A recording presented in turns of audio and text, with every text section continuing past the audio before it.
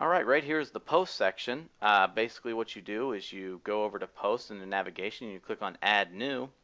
And basically what you want to do is the very basics of it is you add a title and some content and you hit the publish button. That's basically the overview of posts. There's a lot more details to it. First of all, you have your rich text editor here. That means basically it works just like Microsoft Word or an open office document. So whatever you want it to do, it will do for you. Such as if you want to hit bold, you don't have to know the HTML behind it. You just click the bold button and there you go. And the same thing applies if you want to do italics or strike through. It'll do it all for you. If you prefer to work in HTML, there's a tab over here that you can use to work in HTML. But if you want to just stick with a visual editor, you can just stick right there. And it has all the standard options: bulleted text, lists, block quotes, the left and right adjustment, and ability to add links, and also spell checking. Spell checking is kind of slow in WordPress. You might just want to stick with the spell checker that your browser provides, and just about all of them provide one.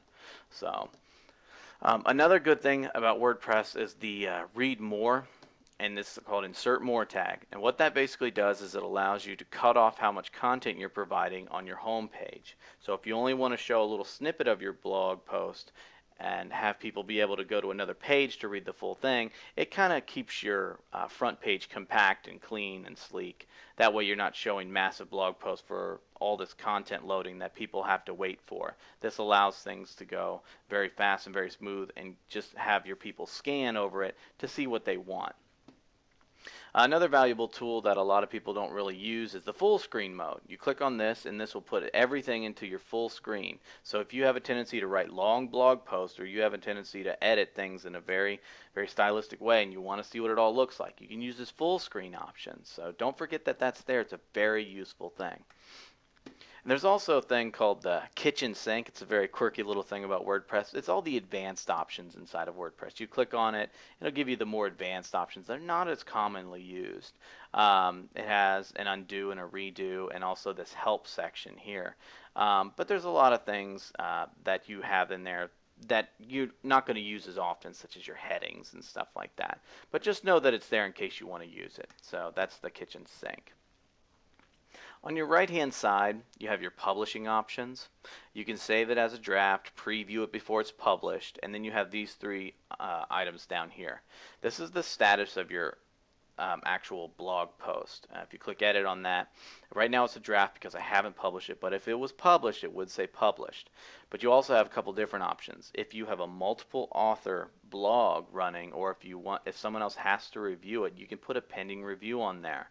And that will allow people to basically say, hey, this is ready to be reviewed and published. I just need you to take a look at it first. So that's a really good option if you're a multiple author blog owner. This is your visibility, is the next one. Right now the visibility is public, so that means that the moment that you hit publish, it'll start going on your home page immediately. There's a couple different options you have though. First of all, under public, there's a little option that says stick this post to the front page. That's basically a sticky, such as in a forum sticky. Basically, it doesn't matter what else comes before or after it. This will always be in the top first post of your front page. So if you have something that's important that you want to announce to your blog, you basically want to put that as a sticky post, and that's how you do that. The next one is password protected. Basically, it'll still show up to everybody as a post that you can view, but in order to view it, after they've clicked on it, they're going to have to enter a password to see all the content. So this allows you to keep maybe protected content under passwords, such as downloads and videos and premium content. You just put it under a password and you can distribute that password to certain people for them to view. So it's a good feature to use, but remember that the password you have to give out. So the next one is kind of like password protected, except for no one's going to be able to really view, not too many people are going to be able to view this except for certain users. Non-registered guests will not even be able to see that this is even a post if it's set to private. A private post is exactly that. It's for not many people. So if you set something to private and send somebody to it and they're not a registered member of your site, they're not going to see it. It'll actually show up as a 404 error. So something to keep in mind. A lot of times you're just not going to use private posts. A lot of times you use either password protected or public posts. So All right, and then the next one is when you decide to publish something. That's why it says right now publish immediately. So if I click on this publish, it'll automatically go to my front page in my blog roll on my home page. So, but if you click edit, you can adjust the date whenever you're going to post your blog. Um, a lot of people, when they first have a blog, they want to show that they have some content, so they'll maybe put it in the past, such as, maybe put it a couple months ago and make it look like an older post. But also another great feature about this is that you can actually schedule your posts. So maybe you want to do all of your blogging in one time frame, and you just set to have it drip feed its content over the course of maybe a couple days. So let's say you have 10 articles and you want to publish them once a day. Well, you don't have to go back every single day and publish it. You can publish all your articles at once and just schedule them to post on a different day. So basically this one I want to maybe schedule for the 9th, so I want this to go tomorrow. So I click OK, and it actually says schedule for, and this changes the schedule. So it's a really handy feature if you want to keep yourself organized and kind of maximize your time instead of always having to come back and do the same tasks every day. So down here, next option is the post tags. Basically, there's a little keywords that you want to put in there to kind of let people know what your individual post is about. If it's about the iPhone, you want to put iPhone in there. If it's about money, you want to put money in there. And it's also, the more of the same tag you use, the more prominent it'll be on your site. Therefore, if you want to use maybe a keyword or a tag cloud, the more times you use the word money in there, it's gonna show up as a bigger word in your tag cloud. Categories is just a way to keep your posts structured so that in case people are looking for a category that you had designated, like I said, once again, if you were talking about iPhones, maybe if you were talking about an iPhone app, you would have an apps category. And that way people that maybe you always want to read your blog, but really want to read more about, let's say, the iPhone apps, they're going to go to the apps category.